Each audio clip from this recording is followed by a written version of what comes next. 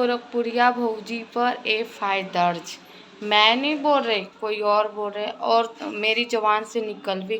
कौन बोल रहे आप लोग ब्लॉग देखो आगे, फिर मैं बताती हूँ। एसपी साहब से न्याय की गुहार लगाया है कि सही जो है जांच हो और जो दोषी हैं उन लोगों के ऊपर कार्रवाई हो। आज अपने प्रार्थना पत्र में इन्होंने जो है एसपी साहब को बताया है। और मैं बता देना चाहता हूं कि जो लोग फर्जी ढंग से फोटो एडिट करके और वीडियो डाल रहे हैं और कह रहे हैं, मैंने कई चैनलों पे देखा, कोई एक निषाद और गोरखपुरिया भौजी और जो थी बहुत सी वीडियो हमने देखे हैं, भौजी गोरखपुरिया ऐसे अलग वीडियो देख रहे हैं कि ममता चौहान की माता ने ही पैसे के लिए ममता चौहान को फांसी लगा के मारी। ये सब सरासर गलत है और गलत वीडियो बनाने के ऊपर होगी कार्रवाई और उनको भी जाना होगा जेल, उनको भी जाना होगा जेल।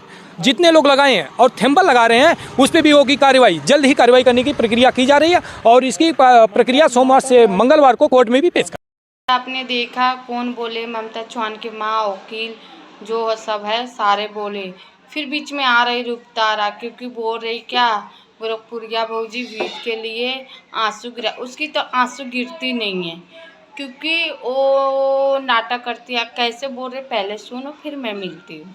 जानती है दवाई आंख में डाल के आंसू गिरा लेना सही है। तो गोरखपुरिया भौजी आंख में दवा डालती है। हाँ तो तभी तो आंसू निकलता है, ऐसे उनको आंसू नहीं निकलता। फिर ऐसे बोल रही है आप भी विवाद में आना चाहती हैं क्या? विवाद में हम लोग कभी आए नहीं है और आना चाहती हैं। लाएंगी तो अच्छे से फंसेंगी।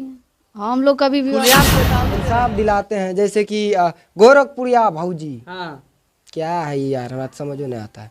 ये है, इनको कुछ नहीं चाहिए, अगर व्यू चाहिए। आप देखिए एक को दिक्कत हो रहा है, कोई भी मैटर हो कुछ भी हो उनको दिक्कत हो जाता है। मतलब विवाद में रहना चाहती है गोरखपुरिया भौजी। विवाद में ये हुआ क्या है, मेरे ख्याल से ये लगता है ना कि इनको गोरखपुरिया भौजी का अब क्या होगा। रुपतारा इतनी बड़ी बड़ी बात बोल रहे हैं तो कौन सच है झूठ है। आप एफआईआर दर्ज गोरखपुरिया भौजी पर होने जा तो आप लोग साथ दे रहे, प्लीज़ मुझे कमेंट में ज़रूर बताना। अब तो सबके नारे खुलेंगे।